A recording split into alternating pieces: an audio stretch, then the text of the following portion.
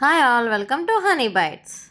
జ్యూసీగా టేస్టీగా రోస్ట్ ఎక్కువ అవ్వకుండా ఫుల్గా అన్నంలో కలుపుకునే విధంగా బగారా రైస్ కలుపుకునే విధంగా చికెన్ ఫ్రై ఎలా చేసుకోవాలో చూద్దాం. చికెన్ క్లీన్ చేసుకుని సాల్ట్ టర్మరిక్ వేసుకొని బాయిల్ చేసుకుని పక్కన పెట్టుకోవాలి. Ginger garlic paste garam masala తీసుకొని పక్కన పెట్టుకోవాలి.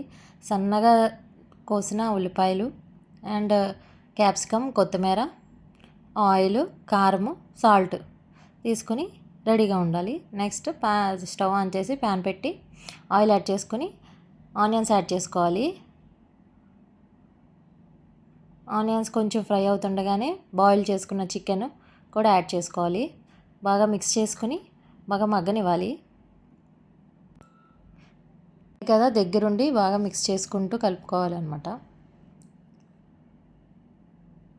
కాసేపు ఒక 5 మినిట్స్ లో ఫ్లేమ్లో పెట్టి లిడ్ పెట్టుకోవాలి. తర్వాత ఓపెన్ చేసి మళ్ళీ టర్న్ చేసుకోవాలి. పీసెస్ని టర్న్ చేసుకొని మళ్ళీ లిడ్ పెట్టుకొని కాసేపు రోస్ట్ అవనివ్వాలి.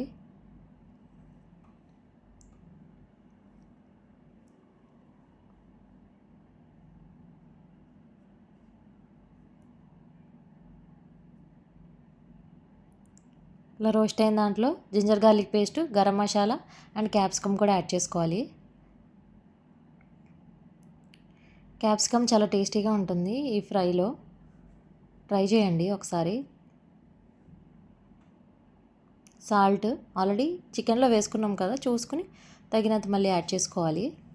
కారము మీ టేస్ట్కి తగ్గట్టుగా వేసుకోవాలి.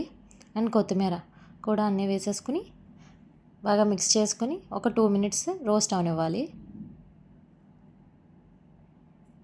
అంతేనండి, ఎంతో గుమగుమలాడే juicy and tasty chicken capsicum fry ready అయిపోయినట్టే.